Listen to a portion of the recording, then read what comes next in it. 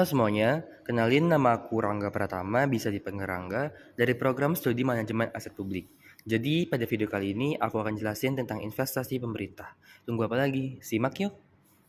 Nah, materi investasi pemerintah dibagi menjadi beberapa submateri, yaitu konsep dasar dan klasifikasi utama pembiayaan, pendahuluan investasi pemerintah, klasifikasi dan jenis investasi pemerintah, dan yang terakhir ketentuan umum investasi pemerintah, baik kewenangan dan juga pengelolaan.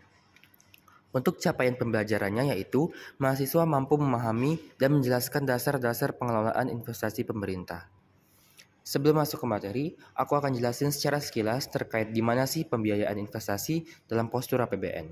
Nah, jadi pembiayaan investasi termasuk ke dalam pembiayaan anggaran APBN.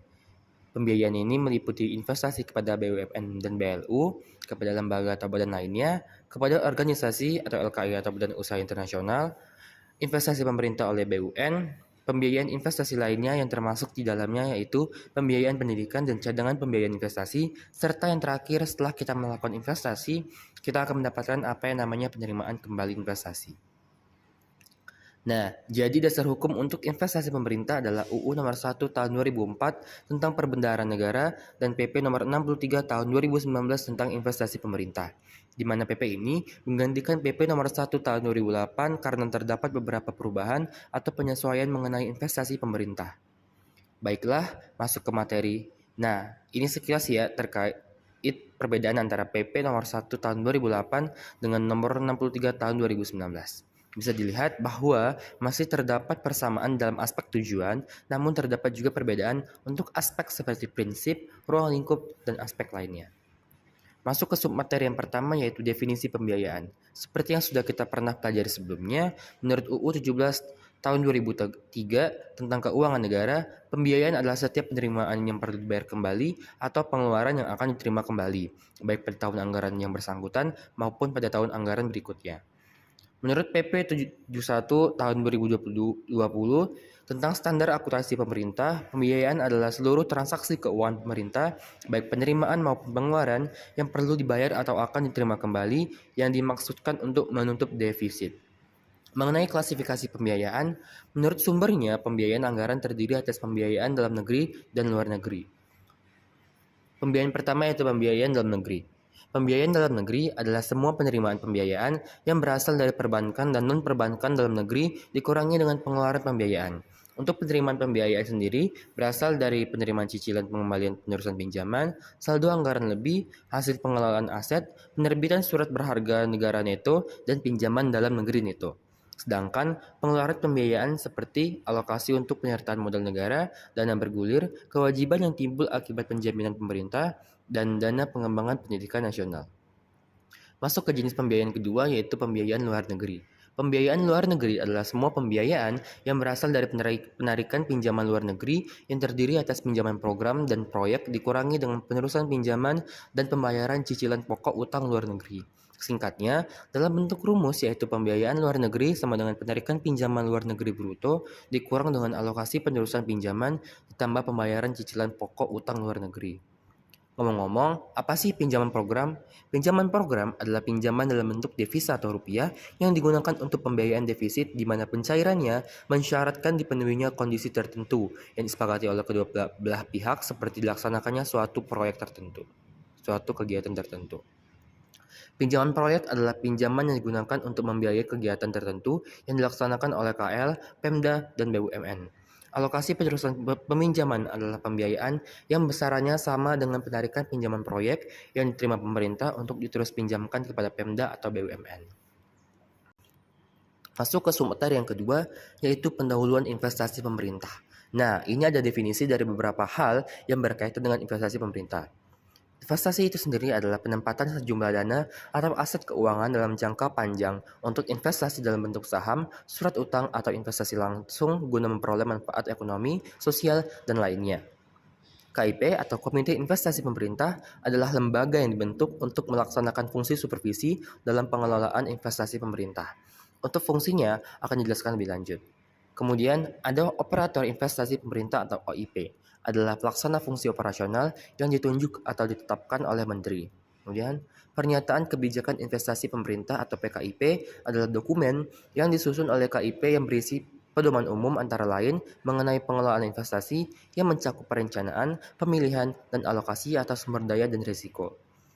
Kemudian manajer investasi adalah pihak yang kegiatan usahanya mengelola portofolio efek untuk para nasabah atau mengelola portofolio investasi kolektif untuk sekelompok nasabah kecuali perusahaan asuransi, dana pensiun, dan bank yang melakukan sendiri kegiatan usahanya berdasarkan ketentuan perundang-undangan. Dan yang terakhir, bank kustodian adalah pihak yang memberikan jasa penitipan efek dan harta lain yang berkaitan dengan efek serta jasa lain, termasuk menerima dividen, bunga, dan hak-hak lain, menyelesaikan transaksi efek, dan mewakili pemegang rekening yang menjadi nasabahnya. Lanjut ke manfaat investasi ada 3, yaitu manfaat ekonomi, sosial, dan lainnya. Manfaat ekonomi adalah penambahan nilai yang diperoleh secara langsung maupun tidak langsung dalam bentuk finansial, peningkatan kualitas, atau pendorong pertumbuhan sektor tertentu. Untuk manfaat langsungnya ada dividen, bunga, dan capital gain. Serta untuk manfaat tidak langsungnya berupa stimulus yang dapat mendorong pertumbuhan ekonomi sektor tertentu.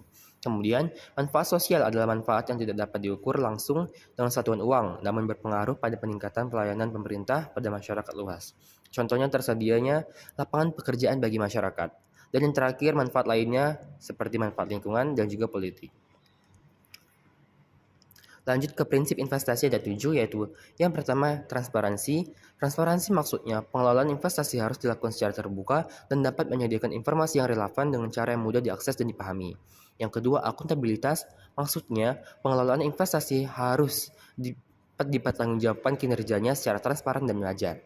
Kemudian responsibilitas, maksudnya pengelolaan investasi harus dilaksanakan dengan iktikat baik dan penuh tanggung jawab. Yang keempat, independensi, maksudnya investasi harus dikelola secara profesional tanpa benturan kepentingan dari pihak manapun.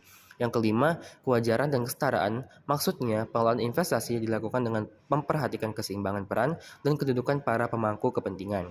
Yang keenam, profesionalisme, maksudnya pengelolaan investasi dijalankan oleh orang yang mempunyai kemampuan dalam menjalankan tugas.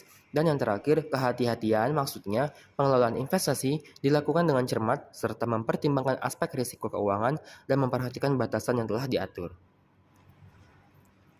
Masuk ke submateri yang ketiga, yaitu klasifikasi dan jenis investasi pemerintah. Investasi pemerintah diklasifikasi menjadi 2, yaitu investasi jangka pendek dan investasi jangka panjang. Investasi jangka pendek merupakan kelompok aset lancar, sedangkan investasi jangka panjang merupakan kelompok aset non-lancar. Investasi jangka pendek adalah investasi yang dapat segera dicairkan dan dimaksudkan untuk dimiliki selama 12 bulan atau kurang. Sedangkan investasi jangka panjang adalah investasi yang dimaksudkan untuk dimiliki lebih dari 12 bulan. Contoh investasi jangka pendek yaitu deposito berjangka waktu 3-12 bulan, surat utang negara jangka pendek, dan sertifikat Bank Indonesia serta saham yang diperoleh dengan tujuan dijual kembali dalam tempo 12 bulan atau kurang. Contoh investasi jangka panjang seperti properti, tanah dan bangunan, serta aset berharga lainnya yang memiliki potensi pertumbuhan jangka panjang. Adapun investasi jangka panjang dibagi menurut maksud berinvestasi, yaitu permanen dan non-permanen. Investasi permanen adalah investasi jangka panjang yang dimaksudkan untuk dimiliki secara berkelanjutan, sedangkan yang non-permanen adalah investasi jangka panjang yang dimaksudkan untuk dimiliki secara tidak berkelanjutan. Berdasarkan PP nomor 63 tahun 2019, sumber investasi pemerintah berasal dari APBN, imbal hasil, pendapatan dari layanan usaha, hibah atau sumber lainnya yang sah. Kemudian, bentuk investasi pemerintah ada saham, surat utang, dan investasi langsung. Masuk ke submateri yang keempat, yaitu kewenangan investasi pemerintah. Kewenangan investasi pemerintah ada 3, yaitu kewenangan regulasi, supervisi, dan operasional. Kalau kewenangan regulasi, yaitu kewenangannya menteri, kewenangan supervisi, kewenangannya KIP, dan kewenangan operasional adalah kewenangannya OIP. Lanjut pada pengelolaan investasi pemerintah.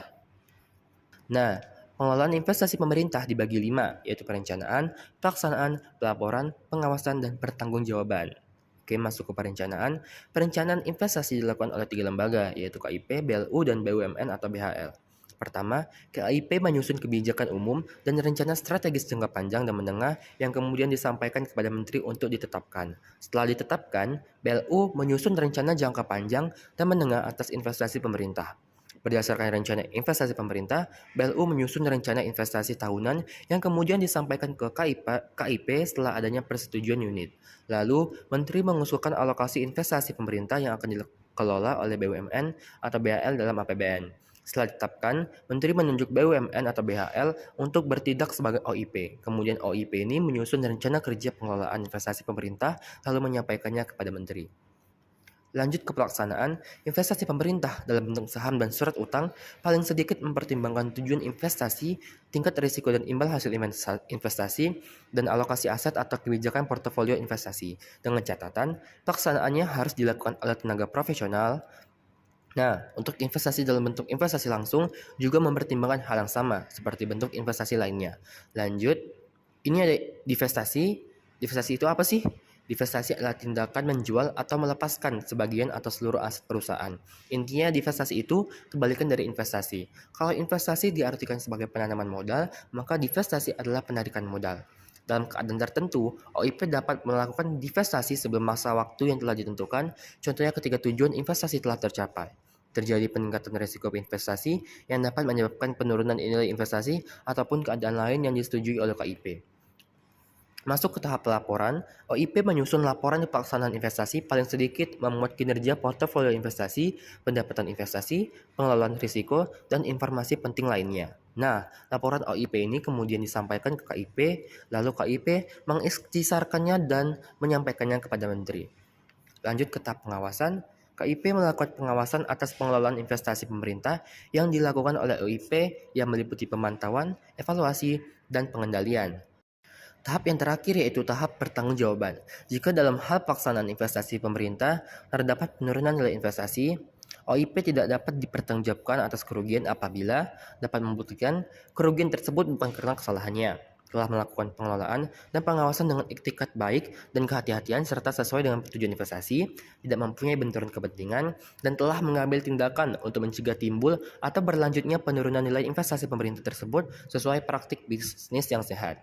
Kemudian, jika terdapat penurunan nilai investasi atas pelaksanaan investasi yang dilakukan oleh OIP, KIP dibebaskan dari penanggung jawab jika telah melakukan fungsi supervisi dengan etikat baik dan kehati-hatian, tidak mempunyai kepentingan pribadi, dan telah memberikan nasihat kepada OIP untuk mencegah timbul atau berlanjutnya kerugian tersebut. Terakhir yaitu manajemen risiko dan pengendalian internal. OIP harus menerapkan manajemen risiko dan pengendalian internal atas pengelolaan investasi. Penerapan manajemen risiko paling sedikit meliputi identifikasi, penilaian atau penaksiran, dan pengendalian risiko. Sistem pelaporan yang bisa memonitor dan mengelola risiko yang relevan, dan toleransi risiko dan strategi investasi. Pengendalian internal paling sedikit dilakukan terhadap lingkungan pengendalian, penilaian risiko, kegiatan pengendalian, dan informasi serta komunikasi. Mungkin cukup sekian penjelasan saya terkait investasi pemerintah. Stay tuned dan sampai jumpa di video berikutnya. Bye-bye.